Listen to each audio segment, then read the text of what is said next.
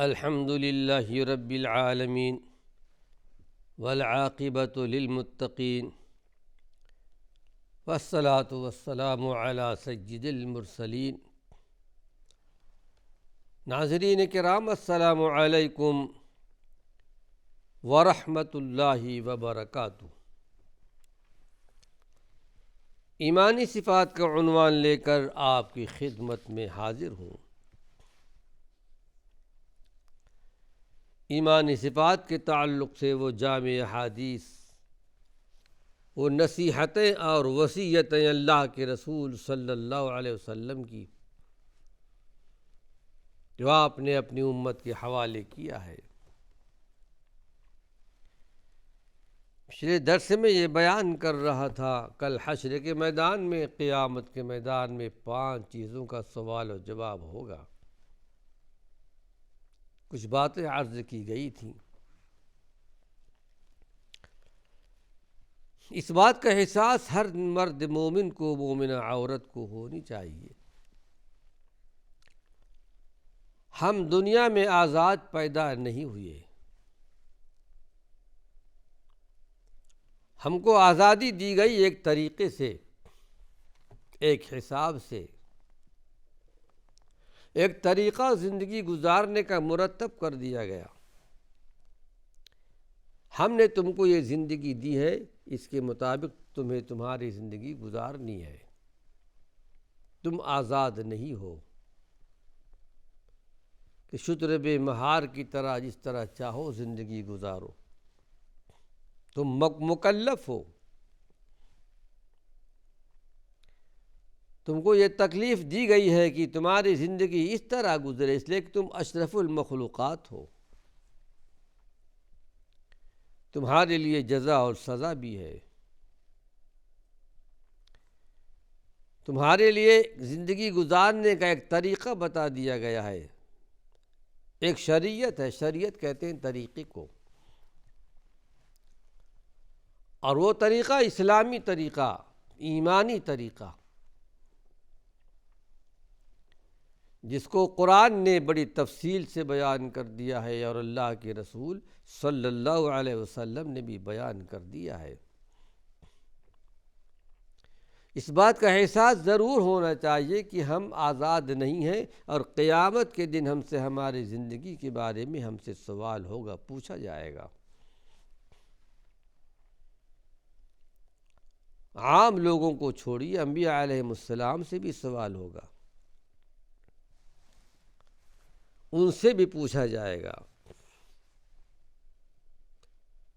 جبکہ ان سے بہتر کوئی مخلوق دنیا میں پیدا نہیں ہوئی، نہ ہونے والے ہیں۔ لیکن یہ معاملہ انبیاء علیہ السلام کے ساتھ بھی ہوگا۔ یوم یجمع اللہ الرسل، اس وقت کو یاد کرو جب کہ اللہ انبیاء علیہ السلام کو جمع کرے گا، پوچھے گا، فیقول ماذا اجبتم، بتاؤ تمہیں کیا جواب دیا گیا تھا جب ان کے سامنے دین کی، توحید کی، اسلام کی بات کی تھی، اسلامی زندگی گزارنے کی بات کی تھی، آپ کی امت نے کیا جواب دیا تھا؟ رسول کا لفظ آتا ہے، انبیاء علیہ السلام، آدم علیہ السلام سے لے کر اللہ کے نبی صلی اللہ علیہ وسلم تک۔ لیکن قیامت کا دن ایسا گھبراہٹ کا دن ہوگا۔ قالوا لا علم لنا، اے اللہ ہمیں کوئی علم نہیں ہے۔ انک انت علام الغیوب، اللہ تیری ذات تو علام الغیوب ہے، تو جانتا ہے ہماری قوم نے کیا جواب دیا تھا۔ عیسیٰ علیہ السلام کا ذکر خیر قرآن حکیم میں کئی مقام پر کیا گیا ہے۔ اللہ کے پیغمبر تھے، اللہ کے نبی تھے، بچپن ہی میں سے اللہ نے ان کو نبی بنا دیا تھا، گہوارے کے اندر۔ وَإِذْ قَالَ اللَّهُ يَا عِيسَى ابْنَ مَرْيَمَ، اس وقت کو ذرا یاد تو کرو جب کہ عیسیٰ علیہ السلام سے سوال ہوگا، اے عیسیٰ ابن مریم، اَأَنْتَ قُلْتَ لِلنَّاسِ اتَّخِذُونِي وَأُمِّيَ إِلَٰهَيْنِ مِن دُونِ اللَّهِ، کیا آپ نے یہ بات کہی تھی کہ اللہ کو چھوڑ کر مجھے میری ماں کو معبود بنا لو؟ جیسا کہ عقیدہ آج موجود ہے، عیسیٰ علیہ السلام کو الہ معبود مانا جا رہا ہے، اللہ کا بیٹا، عبادت کی جا رہی ہے۔ کیا آپ نے دعوت دی تھی؟ عیسیٰ علیہ السلام جواب دے کہ اللہ تیری ذات پاک ہے، علم غیب کا مالک ہے، تو جانتا ہے کہ میں نے اپنی قوم کے سامنے کیا کہا تھا۔ میں نے تو ان کو اسلام کی دین کی دعوت دی تھی، عبادت کرو اس پروردگار عالم کی جو میرا بھی رب ہے اور تمہارا بھی رب ہے۔ عیسیٰ علیہ السلام سے بھی پوچھا جائے گا، امتیوں سے پوچھا جائے گا، وَيَوْمَ يُنَادِيهِمْ فَيَقُولُ مَاذَا أَجَبْتُمُ الْمُرْسَلِينَ، اے فلاں امت کے لوگوں ذرا بتاؤ تو صحیح تم نے اپنے نبی کو کیا جواب دیا تھا جب دین کی، اسلام کی، توحید کی دعوت لے کر آئے تھے۔ پھر اللہ نے بڑے تاکید کے ساتھ فرمایا فَلَنَسْأَلَنَّ الَّذِينَ أُرْسِلَ إِلَيْهِمْ وَلَنَسْأَلَنَّ الْمُرْسَلِينَ، انبیاء علیہم السلام جن کی طرف بھیجے گئے تھے ہم ان سے بھی پوچھیں گے، اور انبیاء علیہم السلام سے بھی ہم پوچھنے والے ہیں۔ تو حقیقت میں ہمیں محاسبے کا احساس ہونا چاہیے، اس کی فکر ہونی چاہیے۔ جب ہمارے نبی نے یہ کہہ دیا ہے کہ 5 چیزوں کا تم سے سوال جواب ہوگا، پوچھا جائے گا، اپنی زندگی، اپنی عمر تم نے کہاں گنوائی ہے؟ ہمارے اور اللہ کے درمیان کوئی ترجمان بھی نہیں ہوگا، بذات خود پوچھے گا۔ اس بات کا احساس ہر مرد مومن کو، مومنہ عورت کو ہونی چاہیے۔ جوانی جو اس سے پہلے بیان کر چکا ہوں بڑی عظیم نعمت ہے، حالانکہ زندگی میں جوانی کا حصہ بھی آتا ہے، بچپنا بھی آتا ہے، جوانی بھی آتی ہے، بڑھاپا بھی آتا ہے، لیکن بچپن کا ذکر نہیں کیا گیا، اس لیے کہ بچپن کی زندگی ایسی ہوتی ہے جس کو اللہ نے مرفوع القلم قرار دے دیا ہے۔ جب تک بالغ نہ ہو، حلال اور حرام کی تمیز نہ ہو، اچھائی برائی کی تمیز نہ ہو، اللہ نے ان کو مکلف نہیں بنایا ہے، ان سے پوچھا نہیں جائے گا، ان سے بھی پوچھا نہیں جائے گا جو اپنے عقل و حواس کو کھو چکے ہوں، وہ بھی نہیں جانتے کہ اچھائی کیا ہے، برائی کیا ہے، دین کیا ہے، اسلام کیا ہے۔ اسی طرح ان سے پوچھا نہیں جائے گا جو سو جاتے ہیں سونے کے عالم میں۔ یہ 3 ایسی چیزیں ہیں جن کے بارے میں سوال نہیں ہوگا، مرفوع القلم ہے۔ جوانی سے لیا گیا ہے، جوانی کے بارے میں خاص طور سے پوچھا جائے گا، تمہاری جوانی کہاں ختم ہوئی ہے؟ بڑے خوش نصیب ہے اللہ کے وہ بندے جن کو اللہ نے جوانی دی، طاقت دی، توانائی دی، اور اپنی جوانی کو، اپنی طاقت کو اللہ کی عبادت میں گزار رہے ہوں۔ اور قرآن حکیم کی اس آیت کو سمجھتے ہوں وَمَا خَلَقْتُ الْجِنَّ وَالْإِنسَ إِلَّا لِيَعْبُدُونَ، ہم نے انسانوں کو، جنوں کو اپنی عبادت کے لیے پیدا کیا ہے۔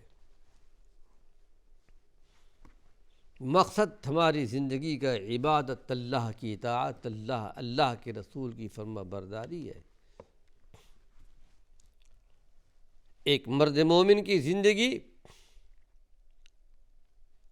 اگر قرآن کی زندگی ہو، ایک مرد مومن مومنہ عورت کی زندگی احادیث کی زندگی ہو، اللہ کے پیارے پیغمبر کی زندگی کو اپناتا ہو، سیرت النبی پر چلتا ہو، کو اس کی زندگی کا ایک ایک لمحہ اللہ کی عبادت ہے۔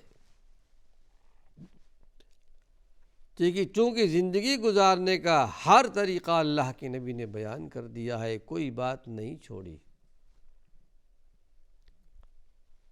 جو چیزیں اللہ رب العالمین سے قریب کرنے والی ہیں، اللہ کو راضی کرنے والی ہیں، اللہ کے نبی نے سب کچھ بیان کر دیا ہے،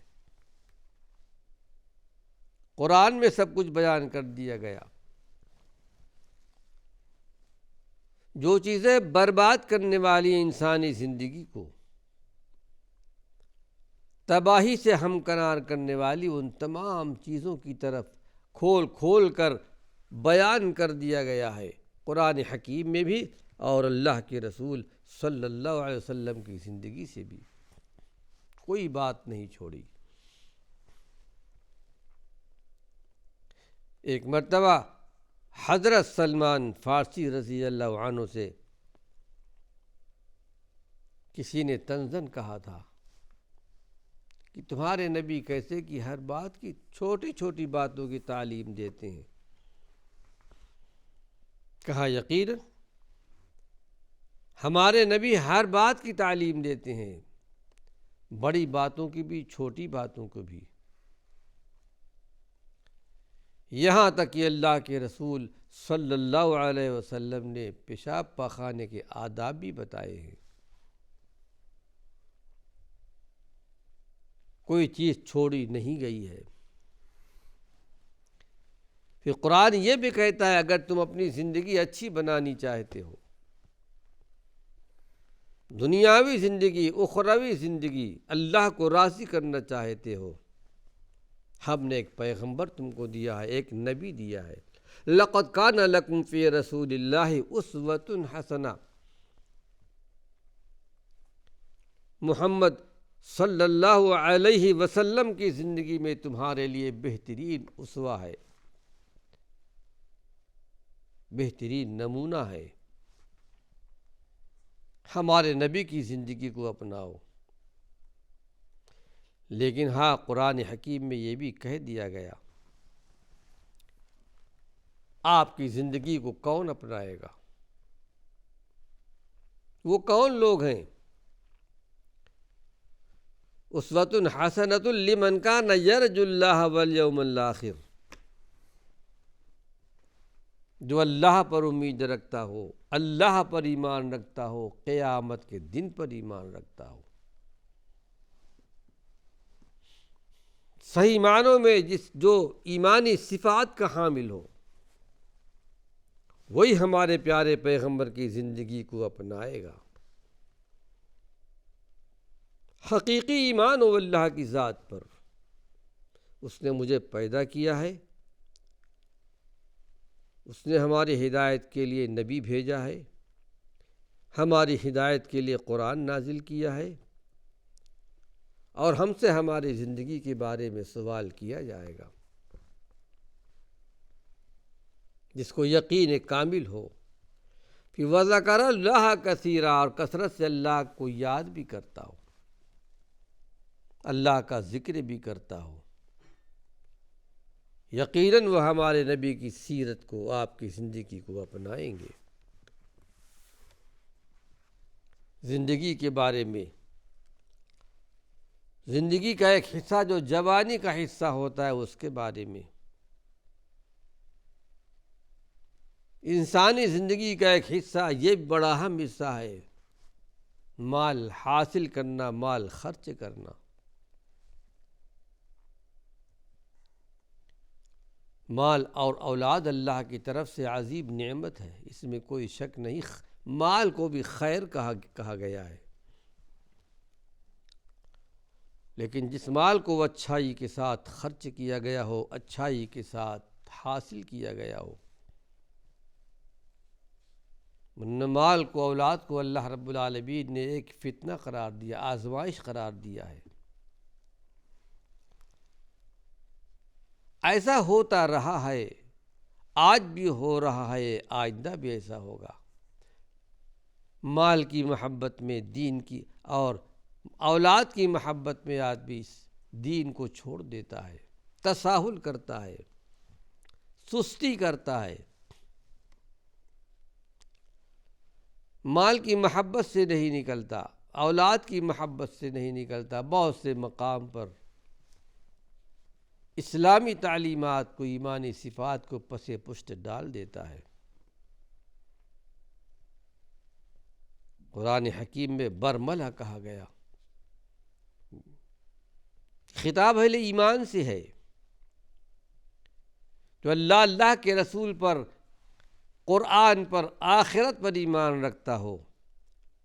بڑے پیار و محبت کے ساتھ اللہ نے ایمان والوں کو خطاب کیا، اے میرے وہ بندو جو ایمان لا چکے ہو، لا تلہکم اموالکم ولا اولادکم عن ذکر اللہ۔ دیکھنا تمہارا مال، تمہاری اولاد تم کو اللہ کی یاد سے غافل نہ کرے، کہ مال کی محبت میں، اولاد کی محبت میں اللہ کے رسول کے حکموں کو چھوڑ دو۔ وَمَنْ يَفْعَلْ ذَلِكَ فَأُولَٰئِكَ هُمُ الْخَاسِرُونَ، جو ایسا کرے گا حقیقت میں وہ خسارے میں ہوگا۔ اللہ کے نیک بندوں کی صفت یہ ہے، اپنی زندگی کا سارا حصہ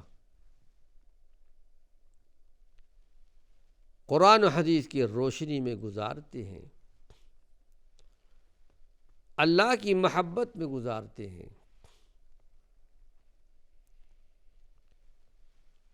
اس حدیث کے اندر اللہ نے اسی بات کی وضاحت کی ہے، اور پھر یہ کہ تم نے مال کہاں سے کمایا، کہاں خرچ کیا، اور جو کچھ سیکھا تم نے کہاں تک عمل کیا۔ ابھی جو کچھ بیان کیا جا رہا ہے ایک علم دیا جا رہا ہے، سننے والوں کے لیے ایک حجت ہے، پوچھا جائے گا تم نے عمل کیا تھا یا نہیں کیا تھا۔